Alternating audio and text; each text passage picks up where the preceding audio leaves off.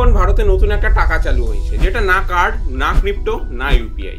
এর নাম ইরুপি, মানে ইন্ডিয়াস ডিজিটাল কারেন্সি। 2025-এর মার্চ মাস পর্যন্ত এই ইউরোপের সার্কুলেশন পৌঁছে গেছে 1016 কোটি টাকায়। আর এখন এতে 7 মিলিয়ন, মানে 70 লক্ষ মানুষ যুক্ত হয়েছে। 16টা ব্যাংক, আর এখন এতে ইউপিআই ইন্টিগ্রেশনও চলছে। মানে তুমি চাইলে এখন একদিনে কিউআর স্ক্যান করে সিবিডিসি পেমেন্টও করতে পারবে। 2025-এর 8ই অক্টোবর আরবিআই লঞ্চ করেছে একটা রিটেল সাউন্ড বক্স, যেখানে টেস্ট হচ্ছে নতুন ইউজ কেস, যেমন টোকেনাইজ অ্যাসেট ট্রান্সফার অথবা অ্যানোনিমাস ডিজিটাল ক্যাশ। এটাই ইউরোপের রিয়েল ফিল্ড ট্রায়াল। আইএমএফ বলছে সিবিডিসির মতন সিস্টেম ইকোনমির জন্য গেম চেঞ্জার। এইগুলো ট্রানজাকশনের কস্ট কমাতে পারে জিডিপির 0.1% থেকে 1% পর্যন্ত। মানে শুধু সিস্টেম চেঞ্জ করলেই কোটি কোটি টাকা সেভ হতে পারে।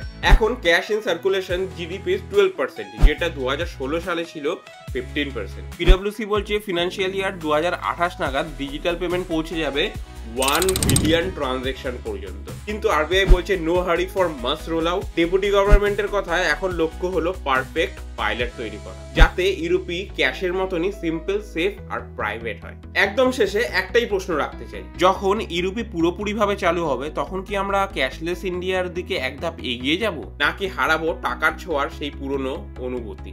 তোমার কি মনে হয়, ডিজিটাল রুপি কি ফিউচার না ফিয়ার? কমেন্টে বলো।